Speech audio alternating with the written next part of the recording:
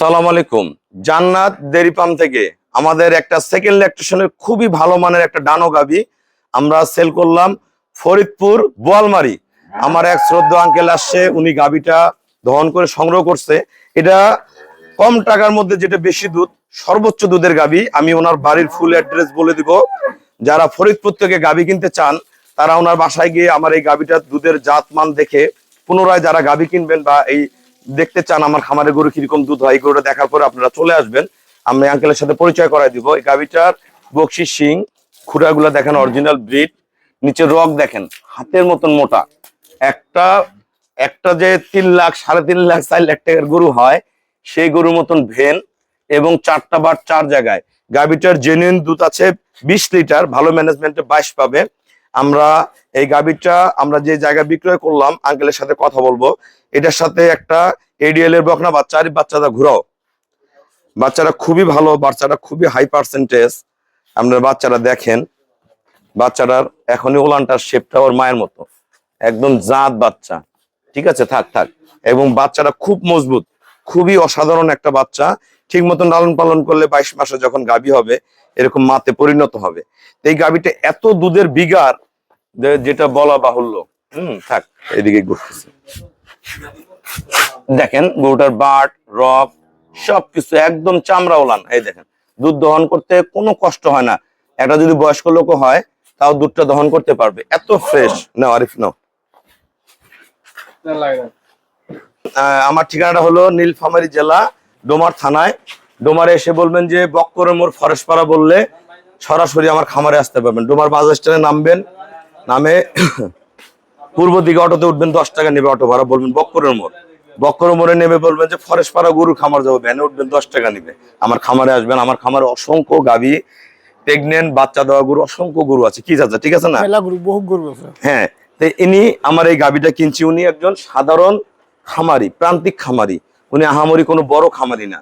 তা ইনি যে গাভীটা কিনছে, আমি ওনার বাড়ির ফুল অ্যাড্রেস উনি মুখে বলবে। আপনারা যারা ফরিদপুর থেকে গাভী কিনতে চান ওনার বাসায় যাবেন। এই গাভীটা যাওয়ার পরে রেডি হবে, দহন করে দুধ কতগুলো বলছি কতগুলো হয় বাস্তবে দেখার পরে আপনারাও আসবেন, আপনারাও গাভী সংগ্রহ করতে পারবেন। তাই আঙ্কেল আপনার বাড়ির ঠিকানাটা বলেন, পুরা ঠিকানাটা। ঠিকানা ট্যাগগ্রাম। ট্যাগগ্রাম, থানা হলো বোয়ালমারি। থানা বোয়ালমারি। ময়না হলো যে পোস্ট অফিস। কি? ময়না পোস্ট অফিস। ময়না পোস্ট অফিস। আচ্ছা, থানা বোয়ালমারি। আপনার পাড়াটার নাম কি? যে বাড়িটা ট্যাগগ্রাম। ট্যাগগ্রাম। আপনার নাম? আব্দুল সালাম শেখ। আব্দুল সালাম শেখ। শেখ। আপনার বাবার নাম? আমিউদ্দিন শেখ। আমিনুদ্দিন শেখ। ওনার নাম বলবেন, ওনার বাসায় যাবেন। উনি কিন্তু সাধারণ একজন কৃষক মানুষ। উনি যে হাই কোয়ালিটি যে ভালো রুমে রাইখা ভালোভাবে ইয়া করে গরু পালে তা না, উনি প্রান্তিক ভাবে পালবে। তা ওনার ওখানে গাভীটার দুধ যদি পারফেক্ট হয়, আপনার যারা ভালো শেড আছে, যাদের ম্যানেজমেন্ট ভালো, তাদের কাছে আরো ভালো রেজাল্ট হবে। তাই এই গাভীটা ওনার বাসায় যে আপনারা দেখবেন, আমি অ্যাড্রেসটা বললাম। গাভীটার রানিং বর্তমান 20 লিটার দুধ আছে। আমি 22 কেজি দুধ দেখে আনছি। জার্নিকালীন আসার পরে আমরা এখন 20 পাচ্ছি, 18 20 পাচ্ছি। তো ওনার 20 প্লাস করবো, আমি 20ই বলছি। আঙ্কেল 18তে খুশি। তা 18 হয় না, 20 হয় না, 22 হয়, ওনার বাসায় যে আপনারা দেখবেন। দেখার পরে জাতমান দেখে আমার এখানে আসবেন। তা বাবা, আমার আসলে সবাই গরু কিনতে পারবে তো? আলহামদুলিল্লাহ। আজকে অনেক ভাইয়ারা গরু কিনছে, কালকেও আসছে ভাইয়ারা, অনেকে গরু কিনছে। আবার যারা মোবাইলে গরু কিনছে তাদের গরুগুলো আমরা পাঠাই দিই। আমরা দেশে থেকে হোক দেশের বাইরে থেকে হোক, যেই ভাইয়ারাই গাভী সংগ্রহ করবেন, একটা জিনিস মনে রাখবেন, আমাদের এখানে গরু কিনলে নিরাপদে আপনার বাসায় পৌঁছাবে। আপনার টাকা পয়সা নিয়ে কোনো ঝামেলা নেই। আমাদের এখানে কোটি কোটি টাকার গরু আছে ঘরে। আপনার যেই ধরনের গরু চান, ছোট বড় মাঝারি সব ধরনের গরু পাবেন। আসবেন, দেখবেন। আর একটা জিনিস, আমাদের যে সার্ভিস, আমরা যে গরু পৌঁছায় দেই, এটা আমার সার্ভিস অনেক ভালো পাবেন। ভালো, আপনার গরু সহি সালামত আপনি বাসায় যাবে। আর দ্বিতীয় কথা, এই গাভীগুলা যখন আমরা সংগ্রহ করি, আমি চাচাকেও বলছি, আপনাদেরকেও বলি, সবার উদ্দেশ্যে বলি, গাভীকে পর্যাপ্ত পানি খাওয়াবেন 1 নাম্বার। আর দ্বিতীয়, গাভীটাকে রেস্টে রাখবেন। রেস্টে রাখতে কেমন? সকালে 8টার মধ্যে গাভী দোয়া খাওয়া সবকিছু দিয়ে বিকাল 4টা পর্যন্ত যাতে গাভীটা শুয়ে থাকে সেই অ্যারেঞ্জমেন্টটা করবেন। এনারা যারা প্রান্তিক খামারি কি কয়, আমরা এত টাকা দিয়ে গরু কিনছি, 2 লাখ 2.5 লাখ 3 লাখ টাকা দিয়ে গরু কিনছি, দুপুর বেলা আসে। আমার অনেক খামারি আছে, আমি পরে ওদেরকে বাধা দেওয়ার পর তারা শিখে গেছে।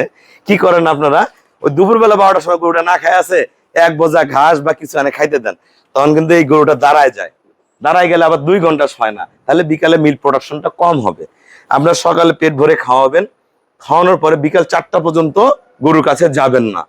যদি অতিরিক্ত টেম্পারেচার বেশি হয় 12টার দিকে গরুটাকে গোসল করাই দিবেন, পুরো দমে গোসল করাই দিবেন, দিয়ে খাবার দিবেন, আবার সরে যাবেন। গরুটা আবার রেস্টে থাকবে, বিকাল 4টার সময় যে গরুকে খাবার দিয়ে গাভী টাভি দহন করে নিবেন। এইভাবে করে গাভী পালন করবেন, তাহলে গাভীর পরিপূর্ণ দুধ হবে। আর সবচেয়ে বড় ব্যাপার হলো পানির খাওয়ানো। একটা গাভী যত বেশি পানি খাবে তত দুধ হবে। শুধু দানা 10 কেজির জায়গায় 20 কেজি, 5 কেজির জায়গায় 10 কেজি খাওয়াইলেই কাজ হবে না।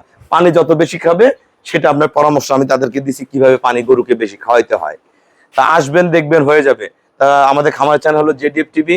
ভিডিও ভালো লাগলে ভিডিওটা শেয়ার করে দিবেন, চ্যানেলটা সাবস্ক্রাইব করবেন। আসবেন, দেখবেন, প্রতিটা গাভী এবং বকনা বাচ্চা আমাদের এখান থেকে সংগ্রহ করতে পারবেন।